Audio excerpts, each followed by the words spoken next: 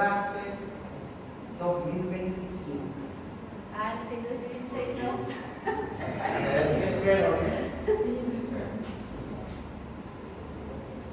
¿Cómo te sentiste ya? Desesperada. ¿Por qué? Ai, muito cansativo. Y los demás. Não tanto. Esse ano foi pesado. Muy bien, esa es la vida. Y va a mejorar. É só o começo. Eso es lo bueno. Este no es lo peor. Lo peor viene después.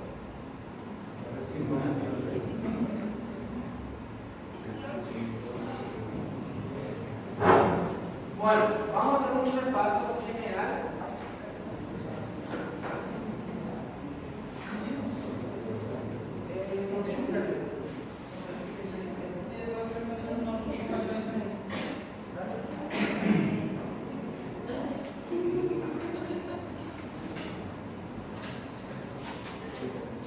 Bueno, vamos a tener, les voy a dar la posibilidad de revisar un tema.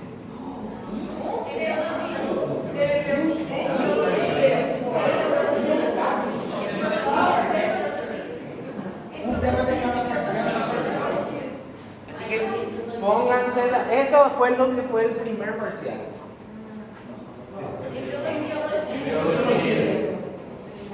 No, pero esa es la base fundamental de la medicina.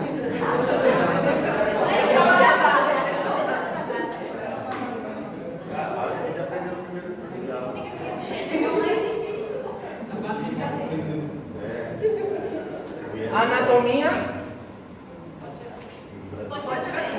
examen de la mujer en la vírica, fisiología, parto, fenómeno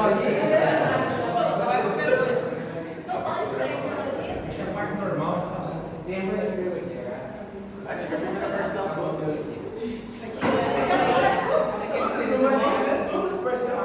Distosia, sufrimiento fetal, episiotomía, móvil fetal, parto, generalidades, presentación pelviana, alumbramiento, puerperio, amenaza de parto prematuro y rotura prematura de membranas. Tercer parcial. Aborto, mola, embarazo ectópico. Hipertensión, diabetes, placenta previa, desprendimiento, rotura, infección de vía urinaria y líquido amniótico. Colestasis, hiperemesis, TORCH, cesárea, RCIU, ecografía, monitoreo y embarazo gemelar. Entonces, dos vamos a sacar. En biología, uno. ¿Están todos de acuerdo? Sí. ¿Y?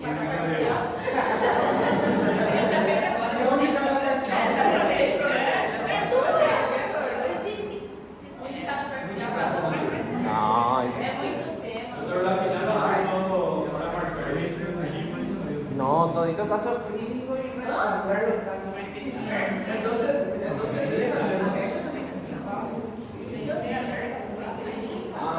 va a ser múltiple.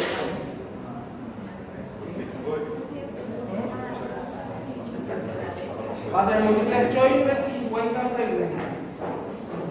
¿Está bien? En biología igual.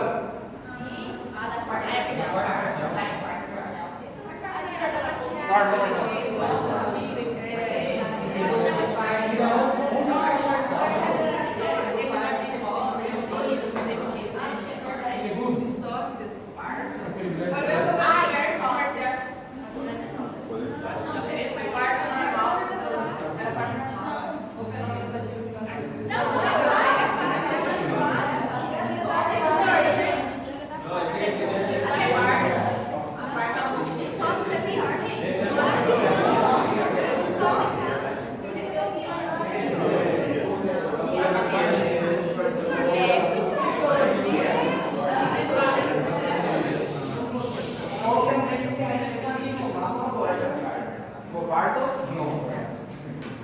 Distosia, no. Então, na fisiologia, da coloração. Passa de parte. ¿Eh? Passa de parte. No, eso no. Patología no podemos sacar. Generalidades no vamos a poder.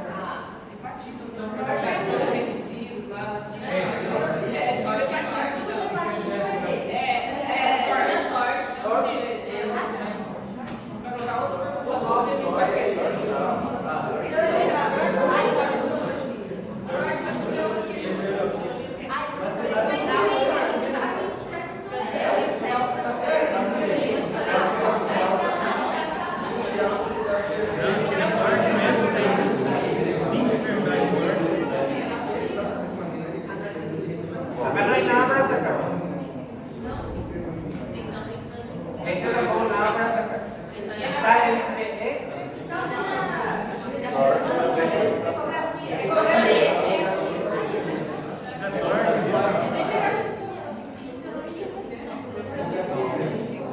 E do terceiro, pessoal?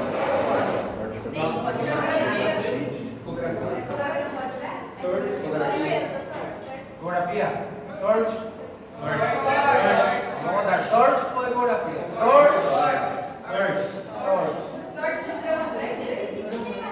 No, levanten su mano. Levanten la mano torch. 1, 2, 3, 4, 5, 6, 7, 8, 9, 10, 11, 12, 13,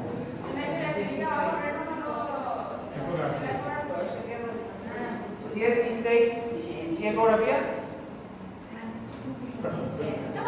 1, 2, 3, 4, 5, 6, 7, 8, 9, 10, 11, 12, 13, 14. ¿Cuál era? Ecografía.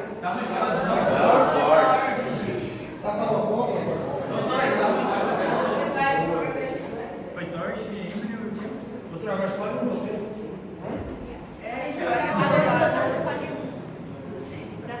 Aí ele faz pra ir pra Escolhe dois para juntos.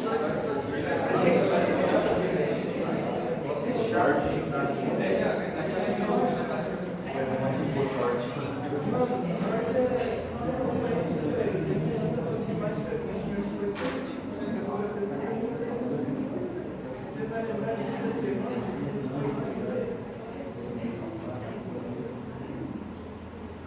Bueno, vamos a ir haciendo el repaso de las cosas más importantes que deben de saber, ¿sí? Yo les voy a ir diciendo qué es lo importante que quiero que estudien y qué es lo que probablemente va a ir sucediendo. ¿Está bien? Anatomía es la base fundamental en medicina, ¿verdad? Eso que ustedes no pueden dejar de saber. El próximo año, cuando ustedes ya pasen a ser internos, ustedes deben de manejar la anatomía. ¿Bien? En obstetricia, ¿qué es lo que más se maneja? La pared abdominal. En las cirugías, ya sea cesárea, en la cirugía ginecológica, ¿cuáles son los músculos? Los músculos que sostienen la pared abdominal. ¿Cuáles son los genitales en las mujeres? Genitales externos, genitales internos. Parece mentira, parece algo básico, sin embargo ustedes en un examen parcial citar genitales internos y no saben citar. ¿Sí? Entonces, ¿cuáles son los genitales internos? ¿Cuáles son los genitales externos? ¿De qué está compuesto el genital externo? ¿Verdad? Irrigación va a ser importante. La irrigación es importante. ¿Por qué es importante? Porque a la hora de la cirugía ustedes deben de saber qué es lo que se está seccionando y qué es lo que se debe reparar. ¿Sí? Labios mayores, labios menores, clítoris, espacio interlabial, todo eso son órganos genitales femeninos externos. Cuando hablamos de genitales uterinos internos, toda esta relación. Acuérdense que el útero tiene una posición retroverso, una posición anteroverso y tiene su relación. Enfrente, por delante se encuentra la vejiga, por detrás se encuentra el recto. de cómo está conformado ese útero: cuerpo, cuello, trompa, cuernos. La trompa, cuando mide cuáles son las porciones de la trompa. El útero, cuál es su irrigación principal. Generalmente los ginecólogos tienen mucho miedo de la irrigación del uterino. ¿De qué? De la arteria uterina, ¿sí? Porque es una arteria de un calibre bastante importante, muy sangrante, ¿sí? La vagina, el cuerpo, el cuello, el istmo, los diámetros, ¿sí? Esto, así muy específico no le voy a pedir: el perímetro, la vascularización linfática, eso no les voy a pedir. Yo les voy a pedir lo más importante, lo básico, lo que deben de conocer, ¿sí?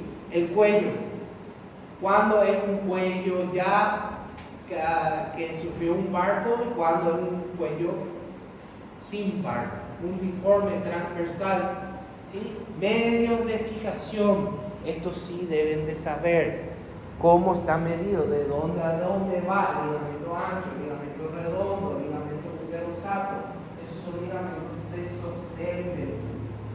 ¿Sí? Entonces, ligamentos no pueden dejar de pasar. Trompas, las porciones de las trompas. ¿Por qué es importante? Porque cuando hablemos de embarazo ectópico, ¿dónde es más frecuente? En la trompa. ¿En dónde? En la ampolla. ¿Por qué? Miren el grosor. ¿Y qué ocurre en la ampolla? Hace una curvatura y disminuye el diámetro. Entonces, generalmente el huevito fecundado viene aquí y queda acá. ¿Por qué ocurre en el embarazo ectópico? Porque hay inflamación, porque hay alguna cicatriz, alguna cirugía previa, y aparte de ser la zona de menor diámetro, con la fibrosis, con la inflamación, eso empeora. Bien, entonces, ¿cuáles son las partes? Las porciones: intersticial, ísmico, ambular, infundibular, ¿sí? Los ovarios también es importante que sepan de que está irrigado el ovario, cuál es la función, si es generativa, cuál es la función vegetativa y cuál es la función somática del ovario. El ovario es el motor principal de la mujer.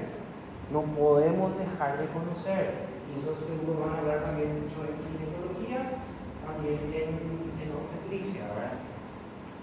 Músculos.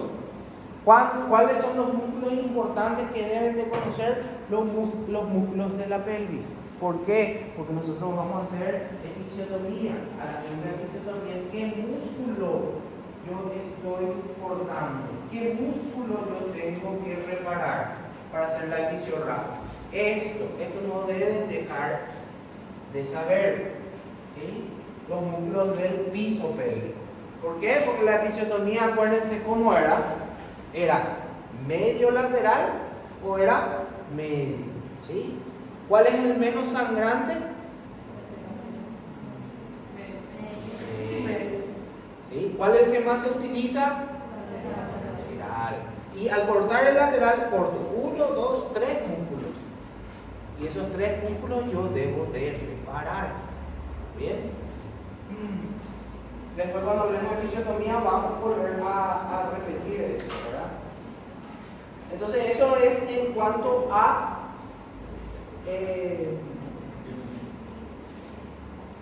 física, anatomía.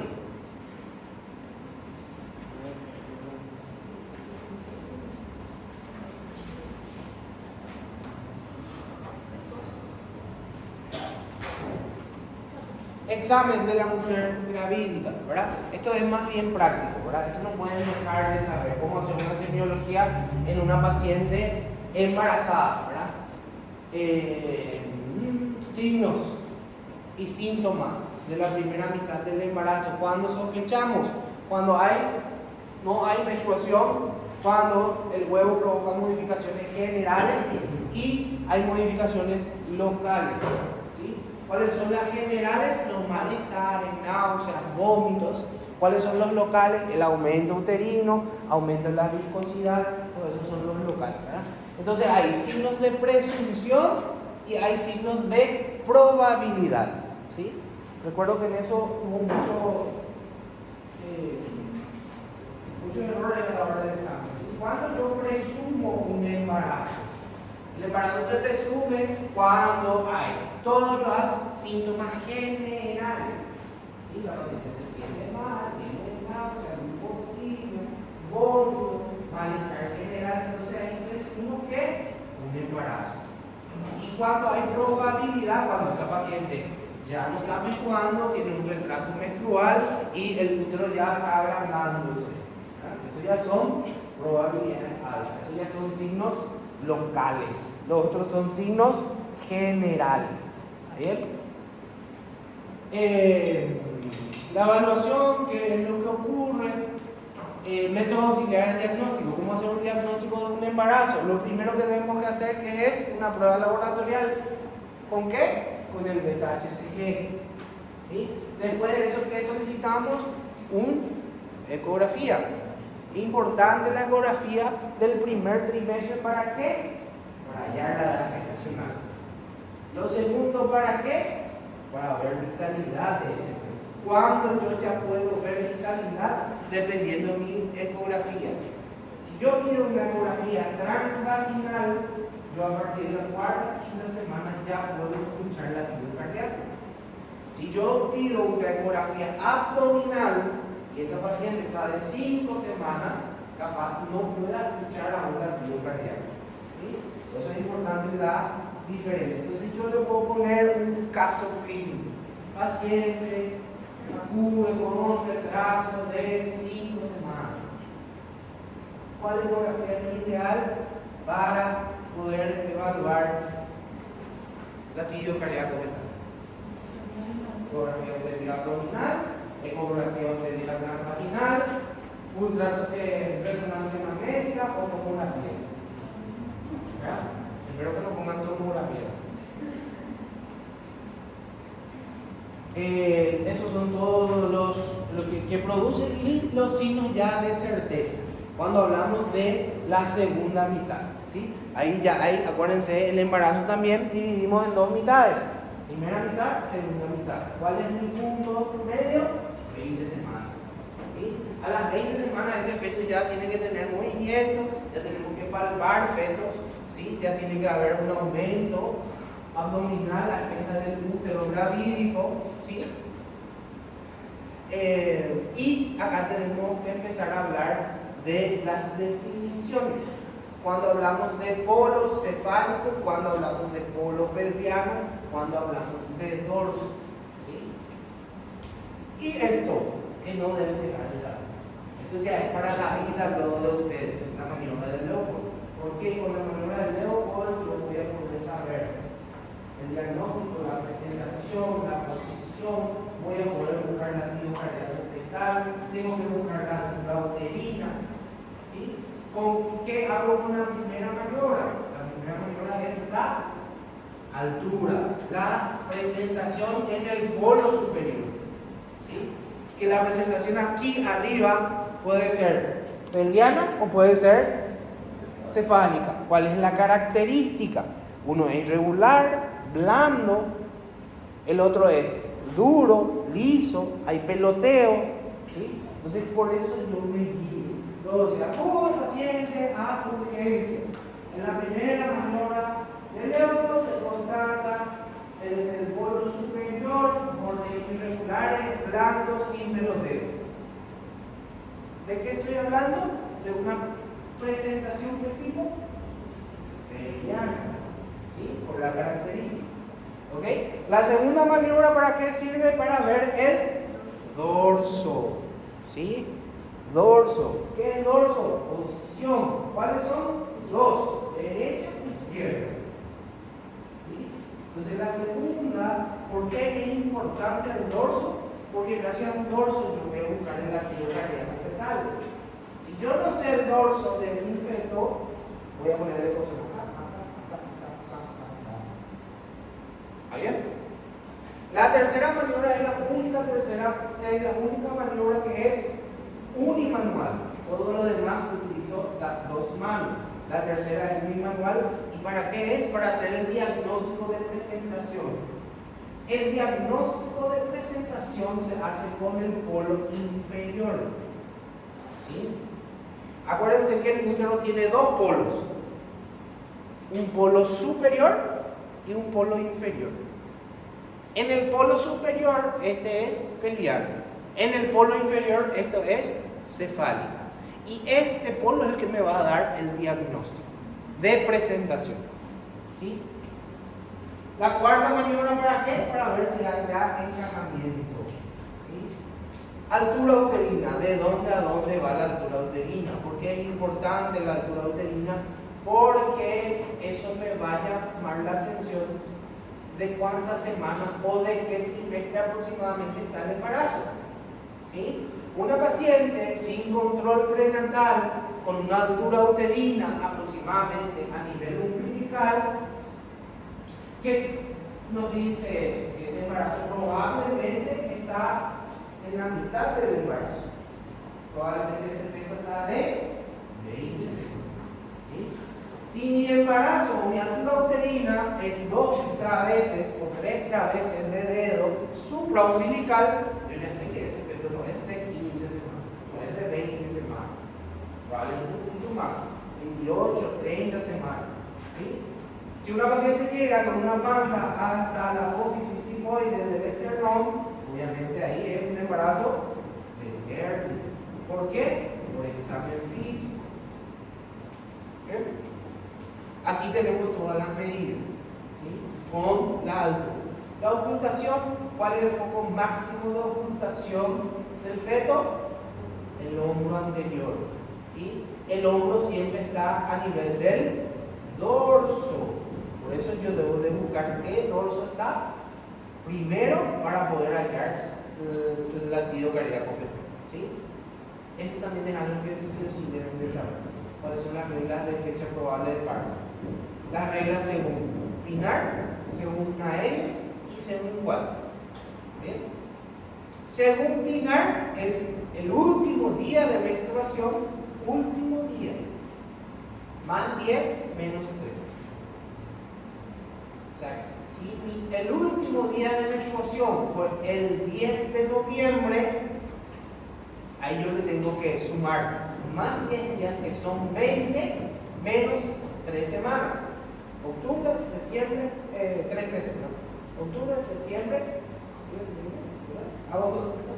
Entonces su fecha probable de parto va a ser el 20 de agosto. Nael es el primer día más 7. ¿Cuál es la diferencia? Que este utiliza primer día y suma 7 días. Pinar usa el último día más 10 días. Igual que lo que más utilizamos es el primer día más 10. Todos son menos 3 meses. ¿Sí? Los términos. Debemos de conocer cuando hablamos de un parto de término, pretérmino, inmaduro. Tenemos que hablar de trimestres, hasta cuándo es primer trimestre, hasta cuándo es segundo trimestre y hasta cuándo es tercer trimestre. En obstetricia tenemos 3 trimestres y tenemos 2 mitades. ¿Sí? Primero, segundo y tercer trimestre. 2 mitades. Primera mitad y segunda mitad. ¿Sí? ¿Qué son estos? Cuando es un parto inmaduro, cuando es de pretérmino, cuando es de término, cuando es un embarazo de posttérmino prolongado. ¿Sí? El periodo perinatal también, hasta cuándo días, inclusive post nacimiento, cuando de aborto. ¿Sí? Nos vamos a ver más bien en aborto.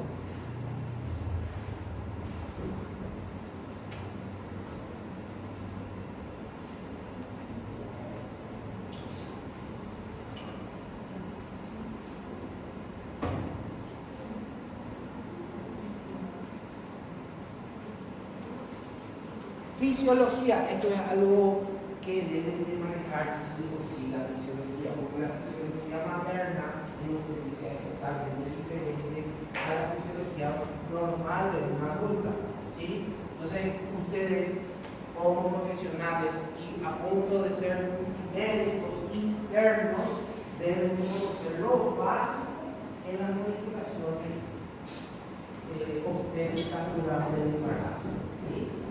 ¿Cuáles son estas modificaciones? Obviamente la actitud, la marcha, el peso, hasta cuánto una embarazada puede aumentar de peso durante su gestación. ¿Sí? Eso debemos de conocer. La marcha, cómo es el orgullo de la embarazada, ¿sí? ¿Por qué hay edemas en el embarazo? Porque hay gestantes con mucho edema por la extravasación de los líquidos, ¿a consecuencia de qué? A consecuencia del cambio hormonal que está produciendo. ¿Sí? Los estrógenos, ¿qué ocurre con los estrógenos? La temperatura es normal, un ligero ascenso. La piel, ¿cuáles son las alteraciones? El cloasma, la línea alba, las estrías, ¿verdad? Esas son todas modificaciones locales del embarazo. Esto también deben de manejar, ¿sí? Quiero que manejen, porque a todas las pacientes embarazadas se les suplementan con hierro, con calcio. Toda embarazada en consumo prenatal debe tener consumo de sulfato ferroso con calcio. ¿Por qué? Porque de por sí, fisiológicamente, las embarazadas están con anemia. ¿Por qué? Porque disminuye el volumen plasmático. Entonces disminuye el recuento de los reticulocitos. Es evidente fisiológicamente que va a haber una anemia. ¿Bien? ¿Qué ocurre con los leucocitosis? Hay un aumento de leucocitosis. 5.000 a 10.000 en embarazo en pacientes adultos normales es lo ideal. Más de 10.000 tiene que llamar la atención porque hay una probable infección. Y en el embarazo eso es normal. Inclusive hasta 16.000 puede haber de glóbulos blancos. Entonces ustedes ven en un laboratorio que ahora está con infección y la embarazada tiene 14.000 de blanco. Hasta demostrar lo contrario, eso es normal. No es una infección, a no ser que el paciente esté con algún tipo de infección. ¿Sí? ¿Qué ocurre con las proteínas? Obviamente hay disminución, todos estos cambios a nivel del plasma, los electrolitos también, que hay una mayor disminución de la concentración de los electrolitos, hay mayor absorción de sodio. Entonces, esos sodios pueden producir un aumento de edema. En el aparato cardiovascular también, ¿qué ocurre? Aumenta de por sí la frecuencia cardíaca, ¿sí? Necesita mayor gasto. Acuérdense que el útero está creciendo, necesita mayor irrigación de sangre, está creciendo un feto dentro, entonces obviamente va a necesitar mayor demanda. ¿Sí? En el aparato respiratorio, ¿qué ocurre? Colapsa. ¿Por qué? Porque el diafragma empuja el pulmón. ¿Sí? Entonces, ¿qué ocurre con el volumen minuto respiratorio? La paciente embarazada camina 3, 4, 5 y ya empieza a cansarse. ¿Sí? Eso es por el colapso pulmonar que ocurre. Y es normal, a no ser que el paciente esté patológicamente mal. ¿Está bien? En el riñón, ¿qué ocurre? Generalmente hay un aumento también de la velocidad. Ustedes van a hablar con alguna embarazada, doctor, yo cada rato me voy a orinar. Doctor, yo me levanto, toda la hora me voy a hacer xixi. Eso es normal, hay un aumento de filtración. ¿Sí? Glomerular. Las modificaciones locales, ¿qué ocurre? A nivel de las mamas, obviamente hay mayor hiperpigmentación de las mamas, hay secreción de calostro, ¿sí? Eso son cuadros normales. En la pared abdominal, ¿qué es lo que puede ocurrir? La diástasis, ¿sí? Por la hiperflacidez que puede ocurrir la hiperextensión del óvulo. Los ovarios obviamente se hipertrofian, ¿verdad? Hay una menorrea fisiológica también. ¿Sí? Doctor, yo hace 3 meses que no menstruo. Hace 3 meses, o es una amenorrea o es un embarazo. Si es un embarazo, es una amenorrea fisiológica. ¿Por qué? Por el embarazo. ¿Muy bien? Las trompas, hay hipertrofia de las trompas. Los ligamentos que ocurren con los ligamentos, hay hiperextensión. Muchas veces hay dolores pélvicos. ¿Por qué? Por esa hiperextensión de los ligamentos. ¿Sí? ¿Y cuáles son los principales ligamentos que se van a hiperextender? El ligamento redondo, por sobre todo. ¿Sí?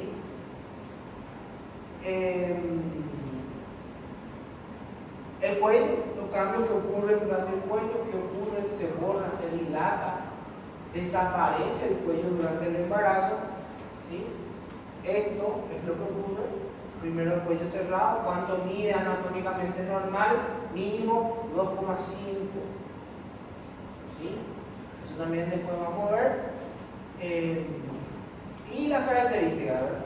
Se extiende, se distiende, se irrita, el borramiento. En la vagina, ¿qué ocurre? Hay alteraciones del pH, alteraciones químico-biológicas normales. En el tercio inferior predominan los estreptos, estáfilos, bacilos, y en el tercio superior los bacilos de Dotter, ¿sí? Que son los bacilos que van a encargar o van a ser los encargados de producir mayor aumento de secreción de flujo para que el feto pueda pasar ese canal de parto. ¿Sí? El periné, todo lo que se distiende, ¿sí? Acá no ya vemos en un periodo avanzado ya de parto, qué es lo que se distiende, qué es lo que cortamos. Entonces esos son todos cambios normales que debemos de conocer. Si tienen alguna pregunta, quiero que me digan, ¿sí?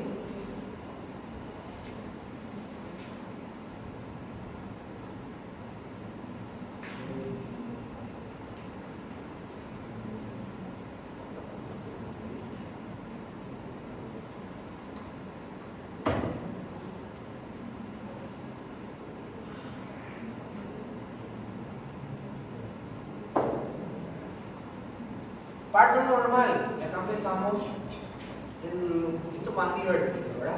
¿Cuánto es el control prenatal mínimo normal? ¿Cómo debe ser ese control prenatal? ¿Cuál es el objetivo?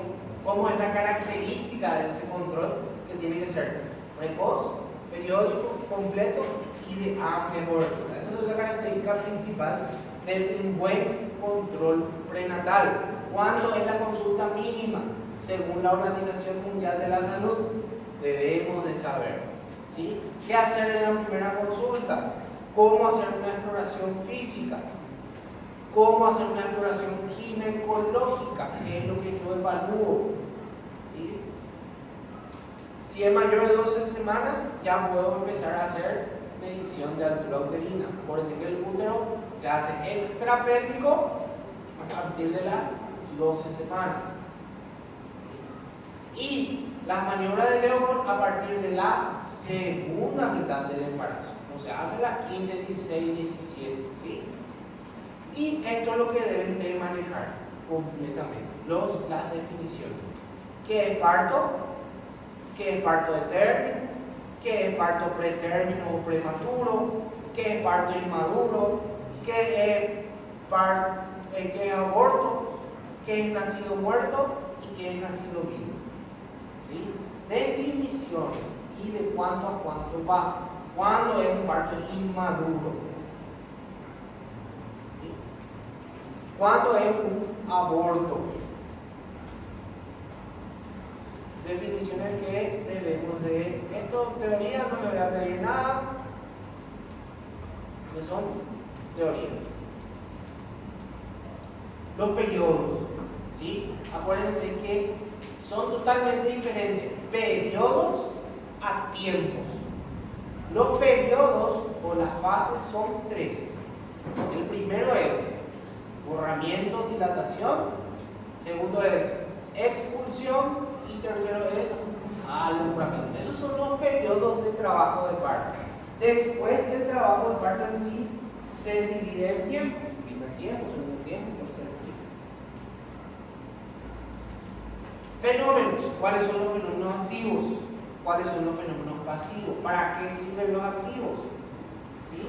Los activos son los primeros que se deben de activar para que pueda ocurrir los pasivos.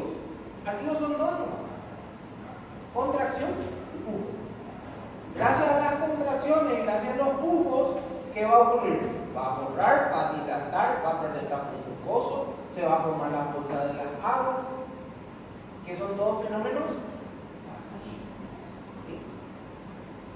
Esto, cuando yo hablo de tono, cuando hablo de frecuencia, cuando hablo de intensidad, eso también deben de saber.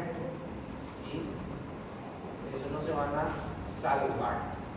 Las contracciones, el cuello inmaduro, grado 1, el grado 2 y el grado 3. Para un trabajo de parto. Esto es lo que me va a definir si esa paciente va a poder tener o no tener un parto vaginal. Porque este cuadro es lo que me va a decir que esta paciente está en condiciones de tener un parto. ¿Por qué? Porque tengo que evaluar la consistencia, la posición, el borramiento, la dilatación y la presentación. Todo eso son lo que yo debo de evaluar en un cuello vaginal, en un tacto vaginal. ¿Sí? ¿Cuánto dura el comienzo de trabajo de parto en una paciente nulípara y cuánto dura en una paciente multípara? ¿Sí? Son dos diferencias. Y luego ya hablamos de todos los fenómenos pasivos. Los pujos, la propagación, cómo es, el borramiento, todo en líneas generales ya deben de ir leyendo, ¿sí?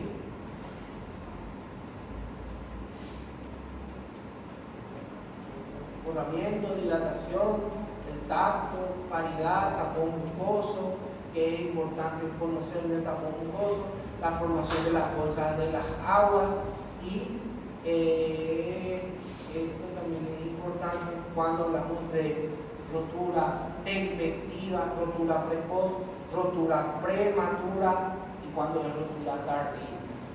¿Sí? En un trabajo de parto, si la paciente tiene una rotura de membranas, probablemente sea una rotura tempestiva, una rotura precoz.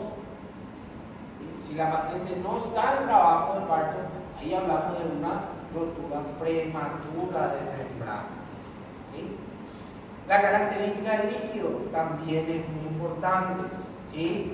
O el líquido normal, líquido claro, color a hipoclorito de sodio, con grumos. ¿Sí? Si ese líquido cambia, troca de color rojo, verde, amarillo, fétido, marrón oscuro, es porque hay alguna alteración. ¿Y qué alteración es lo que ocurre? ¿Sí? Fenómenos plásticos. ¿Qué ocurre? Hay cefalohematomas y hay capos sesudales. ¿Sí? ¿Cuál es patológico? ¿Cuál es normal? Esto puede ocurrir. ¿Cuándo ocurre?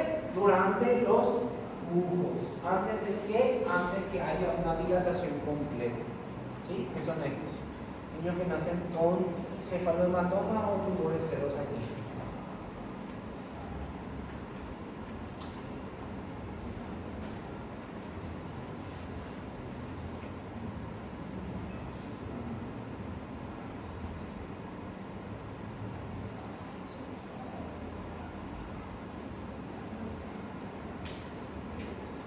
Esto, de vuelta, se repite, no se repite mucho. Entonces, dilatación, expulsión, alumbramiento, los tres periodos de trabajo del parto. ¿Qué ocurre primero? Y los tiempos. Acá cambian a los tiempos. Generales. Lo primero se acomoda al estrecho superior. Esta presentación o esta presentación. ¿Sí? El estrecho superior del canal de parto, ¿cuál va a ser? el borde superior de la sínfisis. El estrecho inferior, ¿cuál va a ser? Borde inferior de la sínfisis. ¿Sí? Entonces, los 4 tiempos intrapélvicos que ocurren del feto es, primero, la cabeza o el pelvis o la pelvis se acomoda al estrecho superior, llega hasta acá, luego va descendiendo, primero se acomoda, luego se encaja y luego rota, hace una rotación y ahí recién sale. Son 4 tiempos intrapélvicos. Acomodación al estrecho, desciende ese feto, rota ese feto y se acomoda al estrecho inferior y se expulsa. ¿Bien? Los 4 tiempos intrapélvicos. Acuérdense que cuando nosotros hacemos un parto en presentación cefálica, hacemos 2 partos. Todos estos fenómenos ocurren 2 veces, la cabeza y el hombro. Cuando hacemos un parto pelviano, hacemos 3 partos. Pelvis, hombro, cabeza. La pelvis se acomoda, desciende, rota, sale. A medida que esa pelvis se acomoda, desciende, el hombro se acomoda, desciende, rota, sale. Ese hombro, a medida que el hombro baja, la cabeza baja. Se acomoda, desciende, rota, sale. ¿Bien? Por eso la presentación pelviana es un poquito más largo. Partograma. Partograma no debe dejar de hacer porque va a garantizar la calidad, elimina las notas continuas y reduce todo esto. ¿Sí? ¿Para qué es el partograma? ¿Para qué lo utilizamos? ¿Sí? Cuando no utilizamos, ¿sí?, términos, esto también es importante.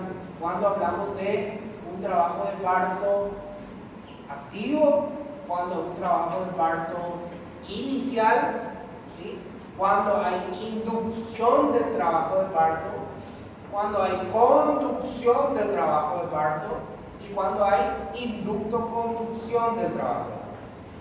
¿Sí? Es decir, yo le puedo poner al paciente multípara 39 semanas o 42 semanas, vamos a poner. Multípara 42 semanas con dilatación 1 centímetro. No se constata contracción.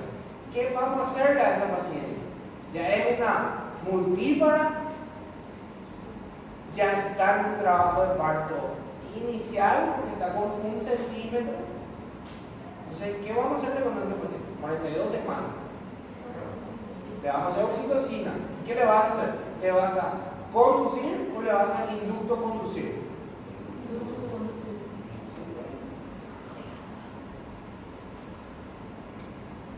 Situación.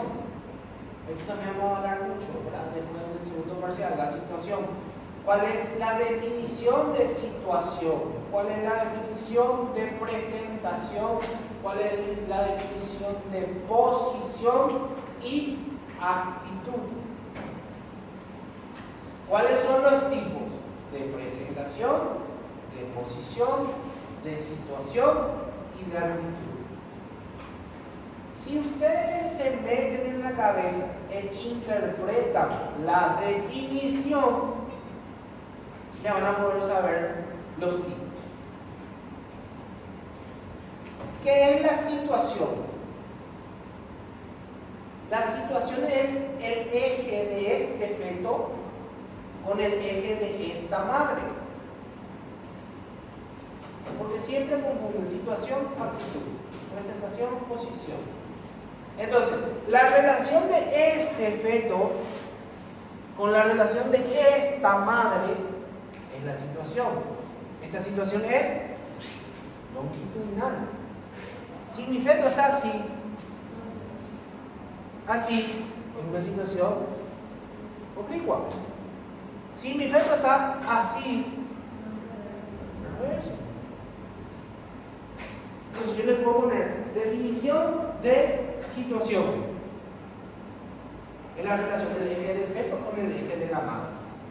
Obviamente que le voy a poner más elegante, ¿verdad? Pero es eso. O le puedo poner tipos de situación. Cefálica pelviana, derecha e izquierda. Ninguna. Ninguna. ¿Por qué? La situación como es.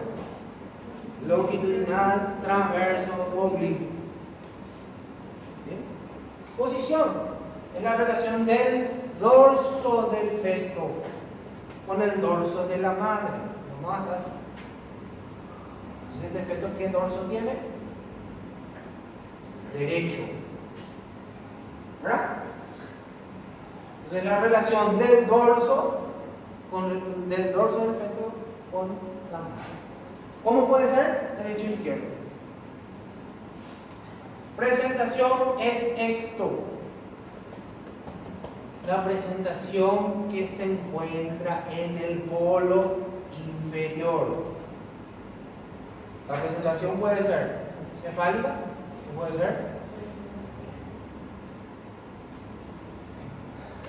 Esto tampoco pueden dejar de saber los planos de Hodge, porque los planos de Hodge me van a indicar si ese feto está o no está encajado, si está móvil, si está fijo, si está insinuado. Primer plano, segundo plano, tercer plano y cuarto plano. Primer plano de dónde va, segundo plano de dónde va, tercer plano y cuarto plano. El progreso, esto es lo que les dije que deben de saber: 1,2 centímetros por hora en las nulíparas y 1,5 por hora en las múltiples. ¿Cuánto es un trabajo de parto verdadero? 3 o 4 contracciones de aproximadamente 40 a 45 minutos, siempre en 10 minutos. O la paciente está con dilatación cuando es inicial hasta 3 centímetros. Cuando es activo, a partir de 4 centímetros. ¿Cuándo realizar y cuándo no realizar el parto grado? La frecuencia que deben de saber, mínimo, máximo, cuando hablamos de bradicardia, cuando hablamos de taquicardia, cuando es taquicardia severa y cuando es bradicardia severa. ¿Sí? Entonces ya hay interpretación del parto oral.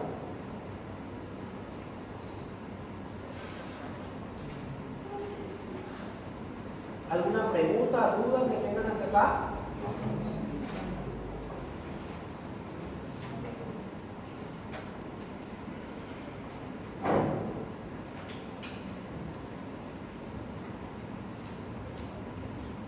Eso es todo primer parcial.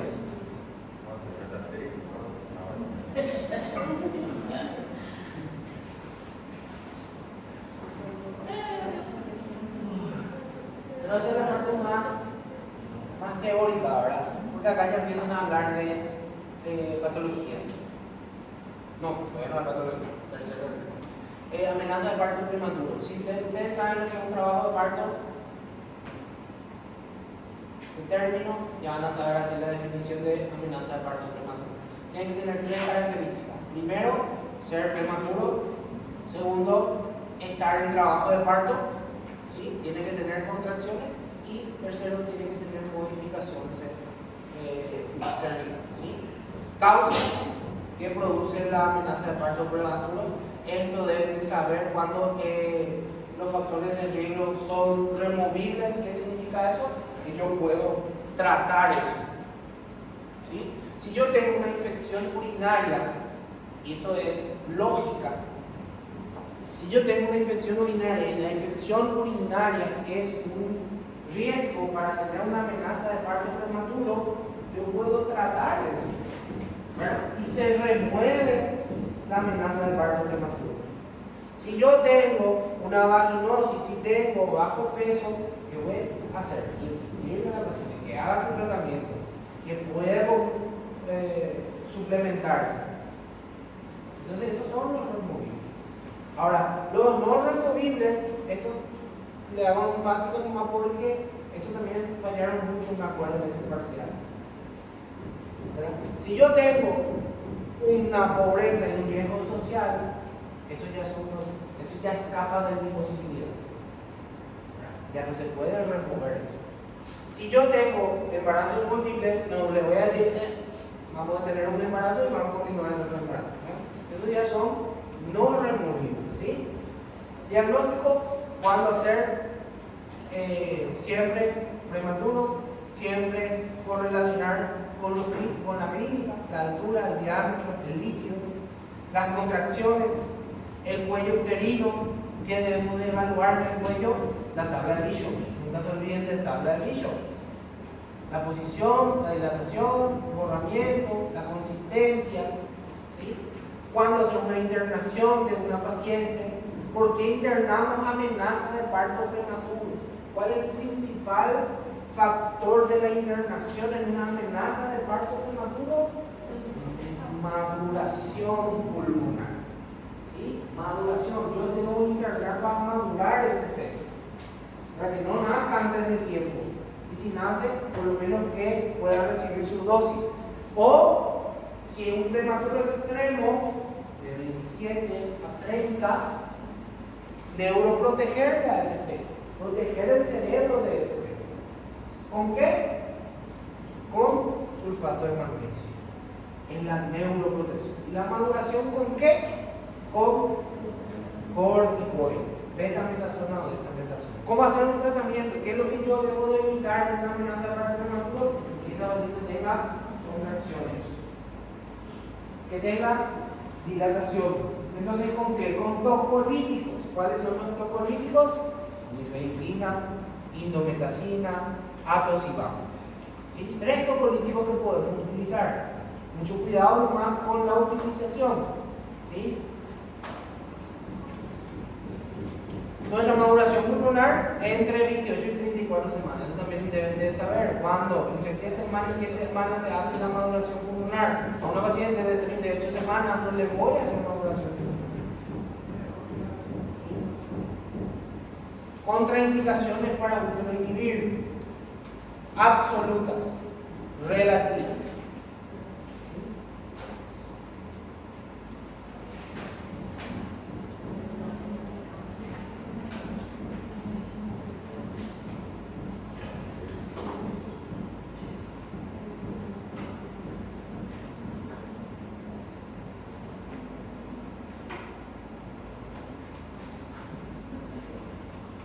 Distosia. ¿Cuándo es distosia? Cuando hay partos dificultosos. Cuando los partos son complicados. Y esas complicaciones pueden ser a nivel del hueso, pueden ser a nivel de partes blandas, pueden ser fetales, ¿sí? Puede ser de contracciones. O sea, todo parto dificultoso puede producir una distosia. ¿Sí? Distosia, que es lo más frecuente que vemos en una presentación cefálica, es la distosia de maniobras. Maniobras de conocer. ¿Sí? Las maniobras de Sabanelli, la de McRoberts, la de Rubin, ¿sí? La de Woods. Esas son todas las maniobras que debemos de conocer. ¿Cómo se realizan las maniobras? ¿Sí? Sacacorcho, la maniobra Rubin, la maniobra Sabanelli. ¿Sí? Esto también es importante que sepan. No se van a salvar, ¿verdad? Cuando tenemos alteraciones de distocias dinámicas. Cuando hablamos de distocias dinámicas, hablamos de distocias de contracción. Y esa distosia puede ser una distosia de la frecuencia, ¿sí? Que puede ser una distosia muy lenta o puede ser una distosia muy rápida. Entonces ya hablamos de bradisistolia o taquisistolia. ¿De qué es la taquisistolia? La alteración de la frecuencia. Cuando hablamos de alteraciones de la intensidad, cuando es poco intenso o cuando es muy intenso. Entonces ahí hablamos de hipersistolia o hiposistolia o bradisistolia. Cuando hablamos del tono, hipertonía o hipotonía. Entonces son definiciones que debemos de ir conociendo. Esas son las hipodinamias, por qué ocurren las hipodinamias y qué hacer cuando yo tengo una hipodinamia. Esa paciente no tiene contracciones. Entonces, ¿qué voy a hacer? Evacuar la vejiga, hacer una maniobra ámbito, rotura artificial de membrana, empezar oxitocina. ¿Sí? En la hiperdinamia, ¿qué voy a hacer? ¿Qué le está provocando? Si es la oxitocina, suspender la oxitocina. ¿Qué le voy a poner? Acuérdense de la resucitación en un sufrimiento o una distocia de frecuencia de trabajo. Tendríamos que hacer tres cosas. ¿Recuerdan? Uno es embarazada en el cúbito lateral izquierdo, oxígeno, y suero fisiológico, limpio, sin oxitocina, de reanimación.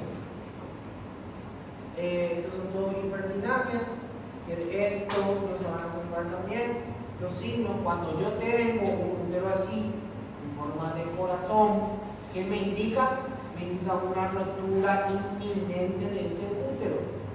Y este es el signo de Van der Flommer-Pinard.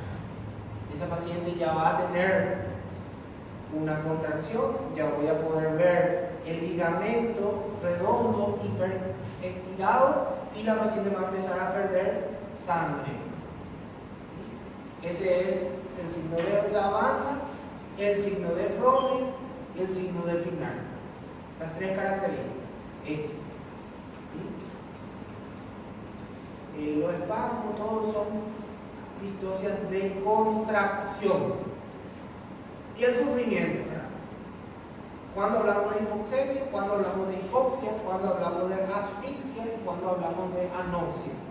Acuérdense que el sufrimiento fetal agudo o crónico, que también existe, ¿verdad? La fisiopatología principal es la acidosis metabólica. ¿Sí? Ese feto entra en una acidosis. ¿Por qué? Porque disminuye la circulación de oxígeno al feto. Entonces ese feto entra en una hipoxemia, disminuye la circulación de oxígeno a nivel de la sangre que llega al feto. Ese feto entonces, ¿qué ocurre? Empieza a tratar de compensar ese sufrimiento. ¿Y qué hace? Taquicardia. Empieza a hacer una taquicardia para poder aumentar el flujo que ya no le está llegando. ¿Qué hacer cuando constatamos una taquicardia?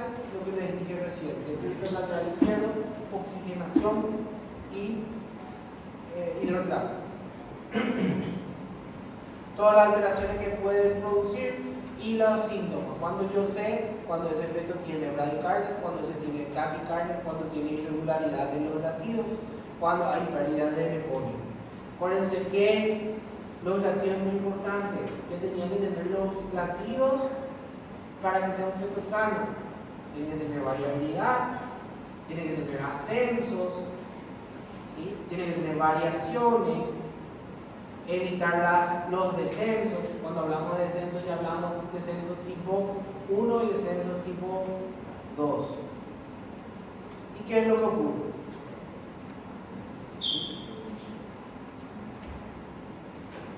Sufrimiento fetal agudo.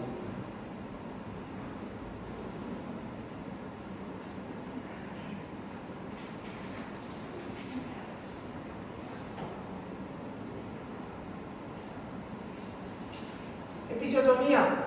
Sí, episiotomía no puede fallar. Dos tipos de episiotomía. ¿Cuándo hacer una episiotomía? Acuérdense que la episiotomía ya no es indicación, ya no es protocolo, tiene indicación. ¿Cuándo? En estos casos. Puede ser profiláctica, puede ser complementaria o alternativa. dos tipos, la media y la lateral. ¿Sí? Esto, pongan en su baño. Que entra en el baño real. ¿Sí? Características de la media y características de la lateral. No pueden fallar esto. ¿Sí?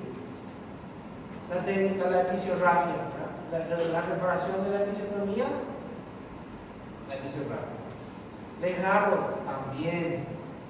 ¿Hasta cuándo es primer grado? ¿Hasta cuándo es segundo grado? ¿Hasta cuándo es tercero y cuarto grado? ¿Qué altera? ¿Por qué hablo de tercer grado? Porque ya atravesó el músculo del esfínter externo, entonces yo sé que ese es un desgarro de tercer grado.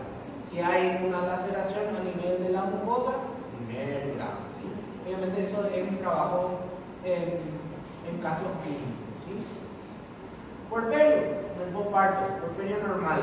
Esto, cuando es inmediato, mediato, tardío y alejado. ¿Hasta qué tiempo estoy hablando de un puerperio mediato? ¿Sí? ¿Hasta qué tiempo el puerperio es mediato? ¿Sí?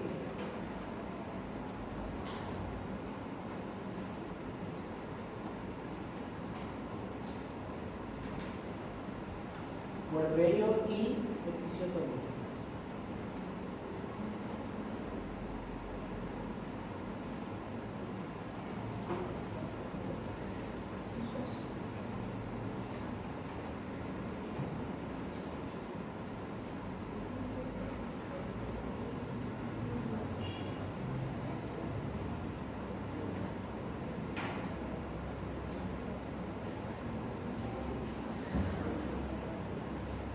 Parto generalidades, cuando hablamos de parto hablamos del móvil fetal. ¿Sí? Acá ya empezamos a hablar de las fontanelas que debemos de manejar, la fontanela mayor, la fontanela menor, para poder hacer nuestro diagnóstico de presentación. ¿Sí? Los diámetros, no les voy a pedir diámetros, ¿sí? No estudien eso. Cuándo es encajada, cuándo es profundamente encajada, el descenso y este cuadro también. Van a pegar y van a poner en su baño. Cada vez que entran al baño, van a ver. ¿Sí?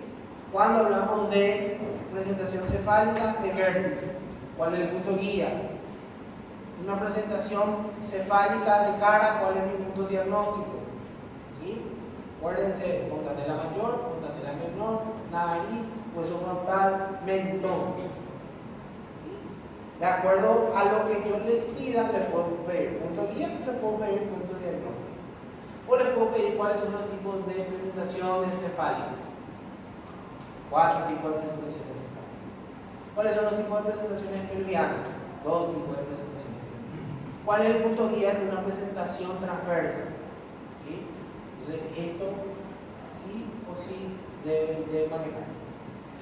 Y esto es lo que vimos los 3 periodos. Primero, acomodación. Segundo, descenso. Tercero es la rotación. Y cuarto es el desprendimiento. ¿Okay? Estos son los distintos tipos de presentaciones cefálicas: vértice, bregma. Perdón, este es todo vértice, pero con dorsos distintos. Entonces se acomoda, desciende, encaja, sigue descendiendo. Tercer tiempo ya hay una rotación. Y cuarto tiempo ya es el desprendimiento. ¿Sí? Esto deben de leer sí o sí en una presentación cefálica. ¿Qué es lo que cambia en el parto pelviano? Que se le agregan 2 tiempos más. 3 tiempos.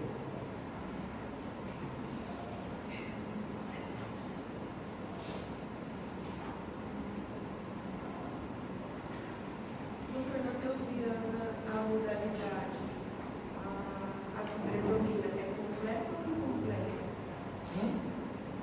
Na pelviana, a que predomina é completa ou incompleta? La que predomina siempre es la incompleta. Y el tercer periodo. Tercer periodo, hablamos de alumbramiento.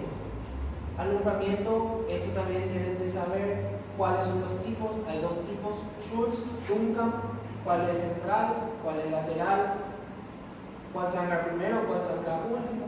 ¿Sí? Estas características sí o sí deben de saber. Y qué es lo importante que ocurre cuando hay retención de membrana. ¿Sí? Esto también deben de saber. El curaje, las adherencias, cuando hay acretismo, incretismo, percretismo, placentario, ¿sí? Cómo hacer el diagnóstico, qué hacer cuando hay restos, ¿sí? Alumbramiento.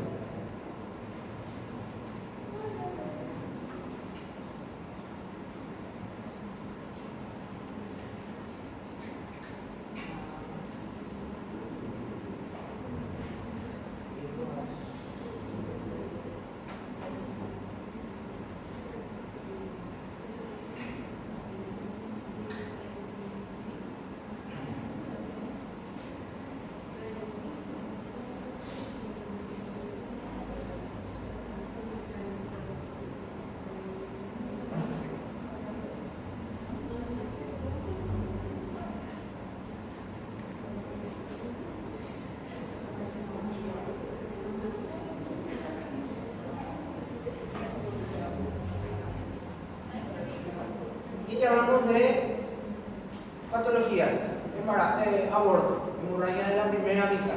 Primera mitad hasta las 20 semanas, aborto, tipos de aborto, cuando es aborto espontáneo, cuando es un aborto provocado, por qué ocurren la mayoría de los abortos, cuál es la etiología de los abortos, ¿sí? Cuándo es connato o amenaza, cuándo es un aborto inminente, cuándo es un aborto diferido, retenido, cuándo es aborto en curso, cuándo es un aborto incompleto, cuándo es completo, cuándo es infectado, ¿sí? Los distintos tipos de aborto que debemos ir conociendo con sus características clínicas, ¿sí? Hasta qué semana y hasta qué peso.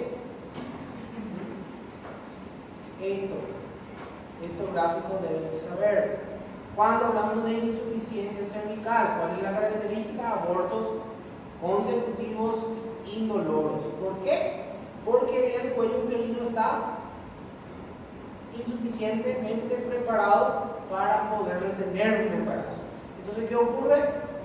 Hay insuficiencia cervical. ¿Cuál es el tratamiento? El cerclaje. ¿Cuándo es lo ideal hacer el cerclaje? ¿En qué semana? ¿Sí? Y la complicación. ¿Cuál es el principal miedo cuando hay aborto séptico? Es este, ¿sí? El síndrome de Mondor. Alta mortalidad.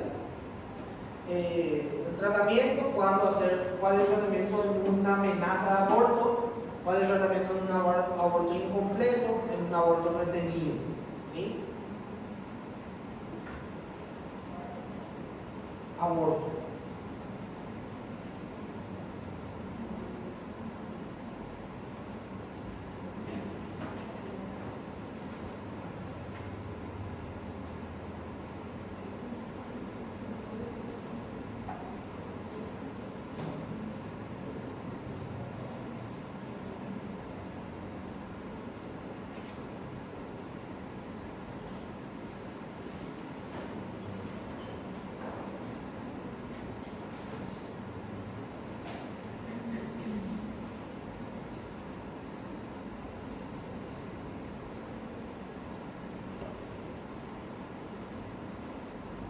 Embarazo ectópico, los tipos, dónde, localización, causa,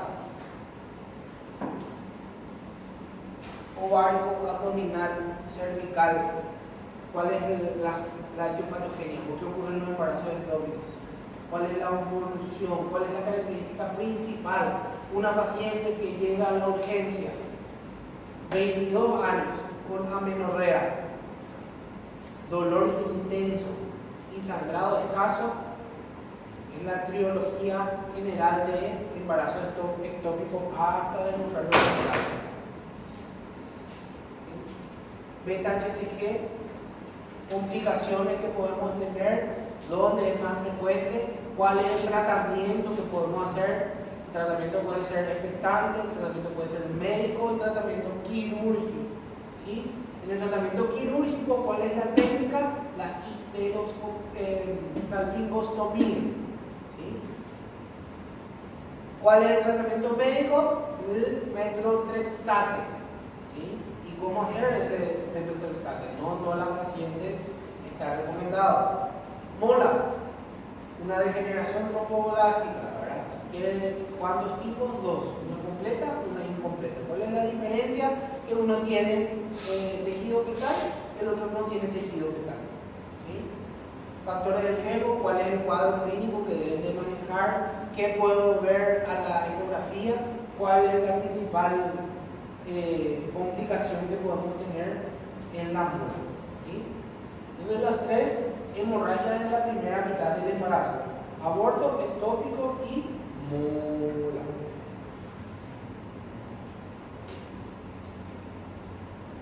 Hemorragia en la segunda mitad también, los tres tipos: la placenta previa, el desprendimiento y la rotura, que son los principales. ¿Sí? Placenta previa, ¿por qué ocurren las placentas previas? ¿Cuál es la característica del sangrado en la placenta previa? ¿Hasta qué semana la placenta puede migrar? Y ahí sí ya podemos hacer un diagnóstico de placenta previa. Etiología, patogenia, cuándo es más frecuente, cómo se clasifica, ¿sí? Cuándo es total, cuándo es parcial, cuándo es marginal, cuándo es lateral. Sintomatología, características del sangrado. ¿Sí? Diagnóstico, ¿cómo hago el diagnóstico? En el diagnóstico diferencial, que es con desprendimiento o con rotura. ¿Cuál es la principal diferencia? Dolor. Placenta previa no tiene dolor. Desprendimiento y rotura sí tienen dolor. A diferencia de esto, que es el desprendimiento y la característica del sangrado. Uno es rojo rutilante, el otro es con coágulos, uno viene con mucho dolor. En un desprendimiento podemos ver este tipo de útero, que es un útero juvenil. Tratamiento y la rotura. La rotura uterina, ¿cuál es el principal signo? Era el de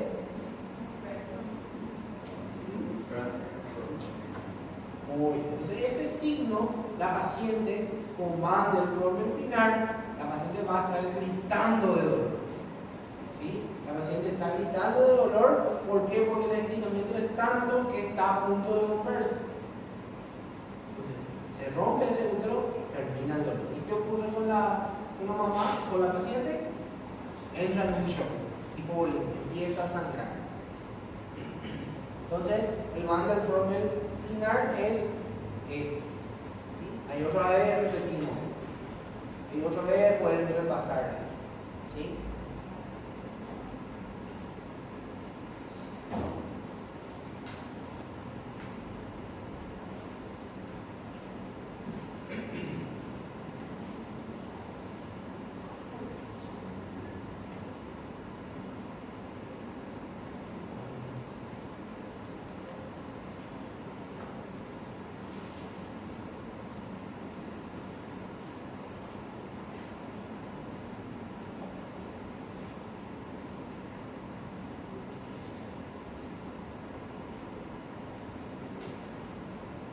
Preeclampsia, algo que deben de manejar siempre.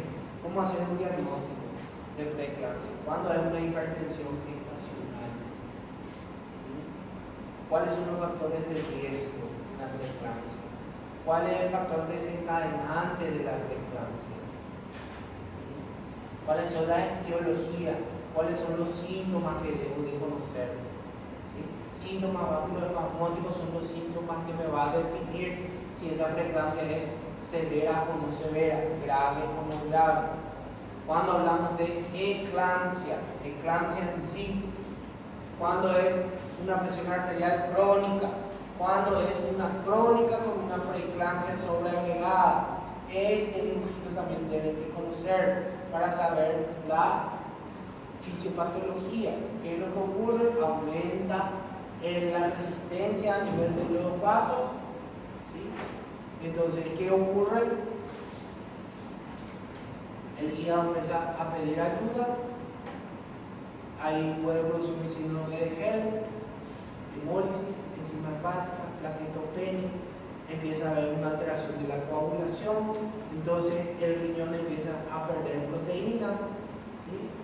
La placenta empieza a tener vasos espiralados que cada vez necesitan mayor resistencia, mayor presión, entonces al feto le llega menos sangre. Entonces este que va a producir pierde proteína, produce síndrome de Hell, puede producir un desprendimiento y produce una restricción del crecimiento del embrión. ¿Sí? Síndrome de Hell, para poder hacer un diagnóstico. La etiología que deben de conocer, el tratamiento que es importante para que la aspirina, cuando utilizo aspirina, y el tratamiento.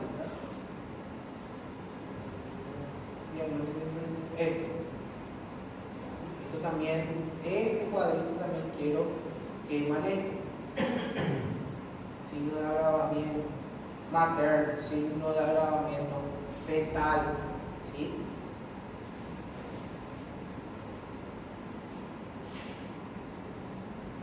La medicación, primera opción en una hipertensa, en una preeclampsia, la betalol.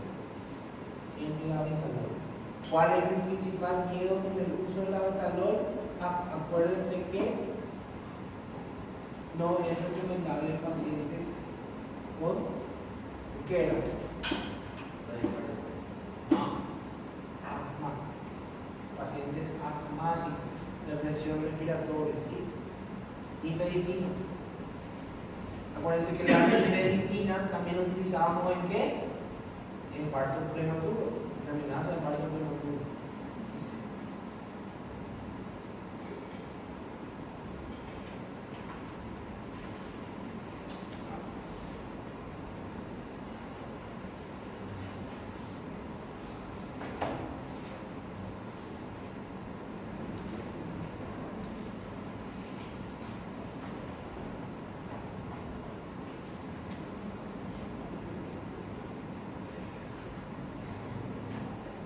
La hipertensión viene de la mano con qué? Con la diabetes. La diabetes también no se van a salvar.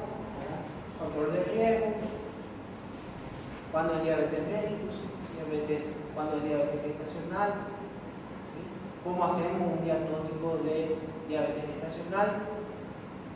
Factores de riesgo. Esto es importantísimo porque estos factores de riesgo me van a hacer el diagnóstico ya de una diabetes. Según eso, ¿cuáles son las complicaciones maternas, complicaciones fetales?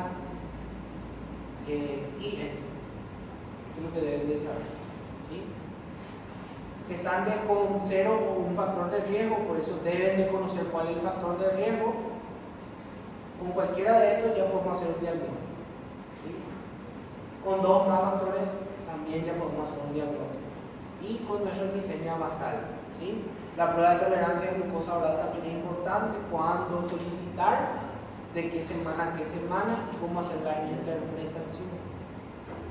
Una prueba de tolerancia que a las 2 horas me dio 110 de glicemia,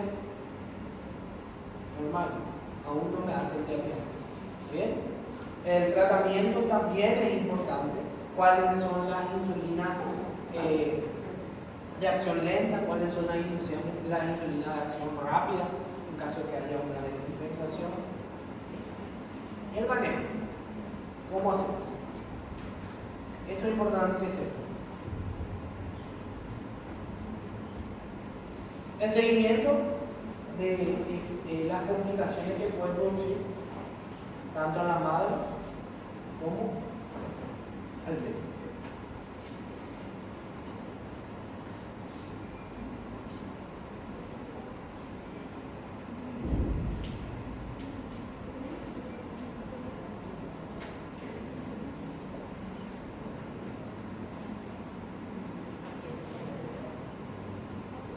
líquido amniótico también. Nos basamos según el índice de líquido amniótico. ¿Sí? ¿Para qué? ¿O cómo se produce el líquido amniótico? ¿Para qué sirve el líquido amniótico? ¿De qué está compuesto ese líquido amniótico? ¿Cuál es la característica normal? ¿Cuál es la característica anormal de ese líquido amniótico? Cuando hablamos de disminución del líquido amniótico, ¿y hasta cuánto es? Cuando hablamos de aumento del líquido amniótico, ¿y hasta cuánto es? Esto. Si yo tengo una paciente, llega al consultorio con un índice de líquido amniótico de 6, ¿de qué estoy hablando? De un líquido amniótico disminuido. Si mi paciente viene con un ILA de 2, estoy hablando de oligoamnios. Si viene con un índice de 12, normal. ¿Okay? Interpretación del índice de líquido, eso deben de saber.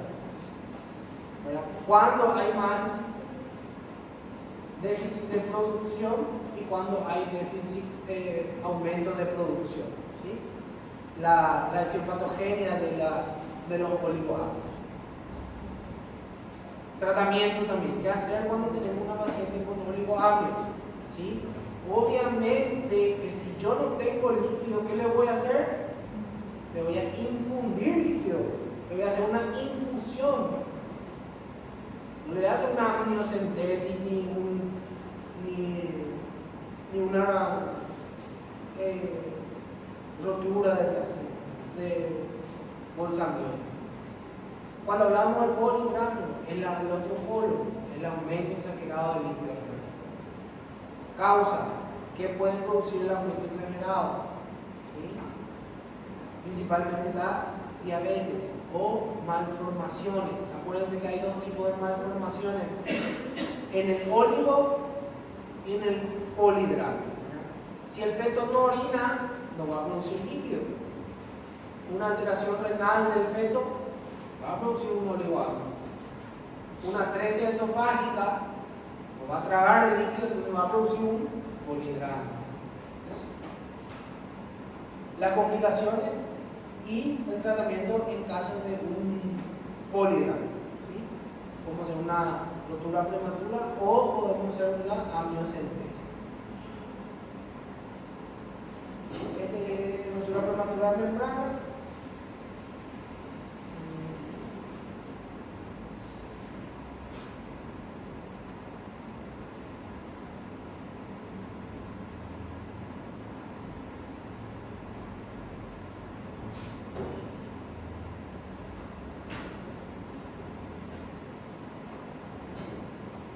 Infección de vía urinaria, algo frecuentísimo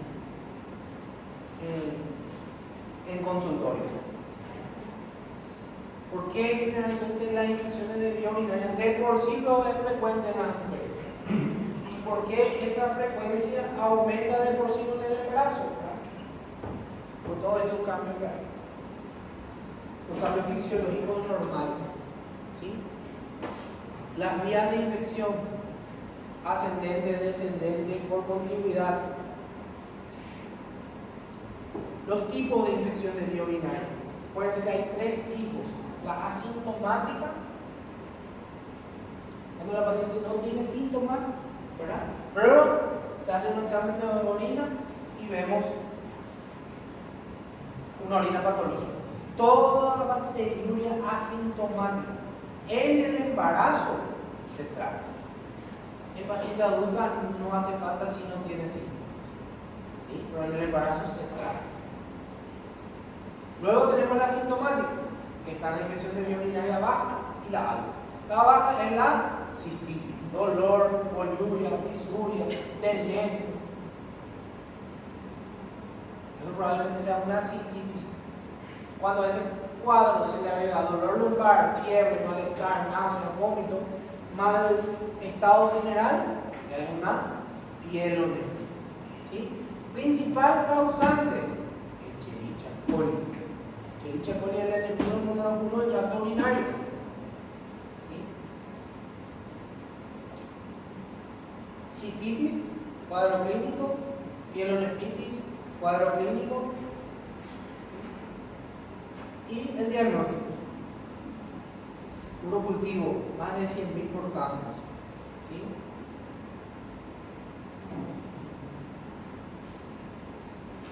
Cuadro clínico, complicaciones, ¿sí?, de infección de vía urinaria.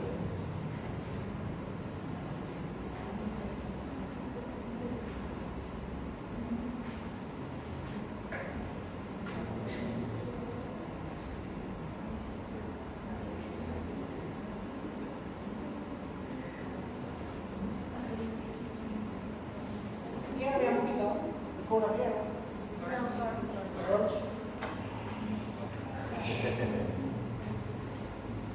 Y lo último fue el último parcial.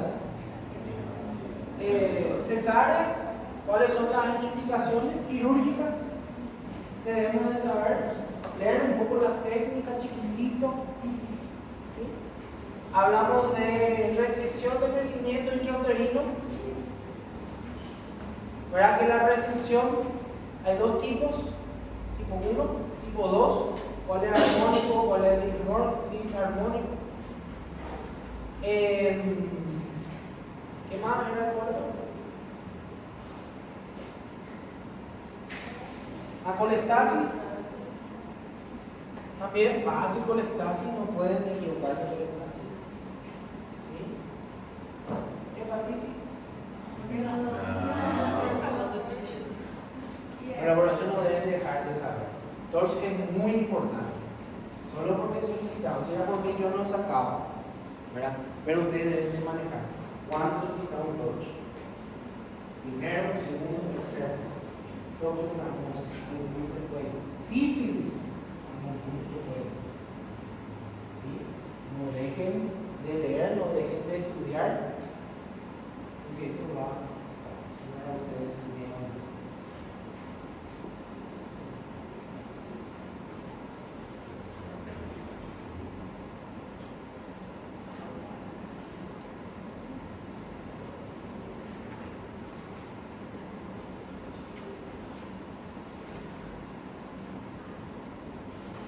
Bueno, entonces anotaron todos los temas.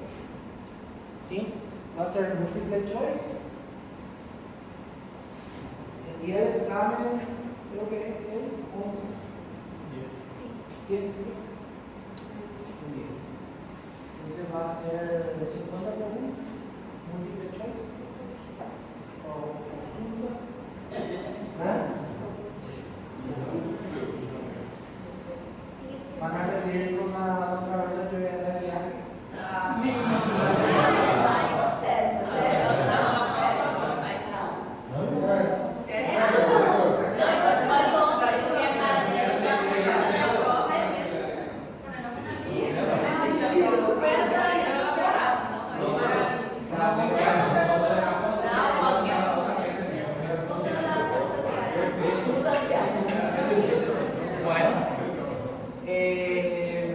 Entonces, hasta acá llegamos. Felicitaciones a todo el equipo. Fue un placer trabajar con ustedes este año. Son un muy buen grupo. Excelente.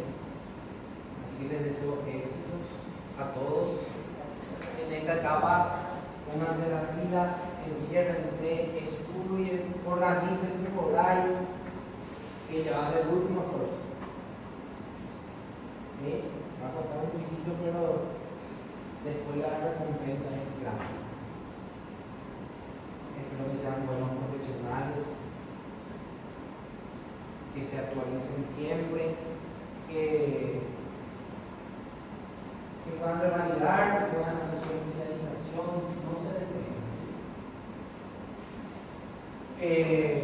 Cualquier cosa voy a estar siempre a las órdenes. Cualquier duda, pregunta. Tienen mi número, me avisa. ¿Está bien? Detenerse nunca, avanzar siempre, rendirse jamás. ¿Sí? Dos verdades que deben de, todo estudiante debe saber. De ellas están a un paso. Entonces, el conocimiento lo va a hacer grande, pero la humildad es lo que te va a hacer mejor persona. Nunca se olviden de eso. Pónganse siempre en el lugar del paciente.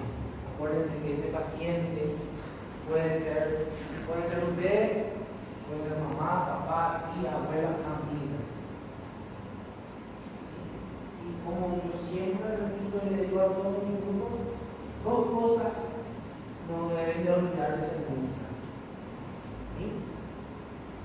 La humildad, porque uno debe saber hasta dónde puede llegar. Mantengan este círculo de amigos que hicieron durante todos estos años, porque siempre vamos a necesitar de un colega. Siempre van a necesitar tu colega ginecóloga, de la pediatra, de la cirujana. Entonces esa humildad le puede saber manejar. Y lo otro es la humanidad, el trato. Muchas veces el buen trato con el paciente ya le hace bien. El buen trato y la buena comunicación con el paciente les va a salvar muchas veces de momentos incómodos. Entonces esa humildad mantengan siempre, ¿sí? Dos cualidades que van a necesitar para ser grandísimos profesionales, y no dudo de eso. Siéntanse orgullosos de su casa de estudios. Ustedes hoy ya son representantes de lo mucho o lo poco que les dio la universidad. Entonces, da gusto escuchar, ella es de la Sudamericana y con ella da gusto. El próximo año ustedes ya van a estar en el ámbito hospitalario en sí y van a ir una mezcla de todo. Y la gente ya sabe con quién da gusto trabajar y con quién no da gusto trabajar. ¿Está bien? Y gracias por permitirme aprender con ustedes, porque yo todos los días les doy gracias a ustedes.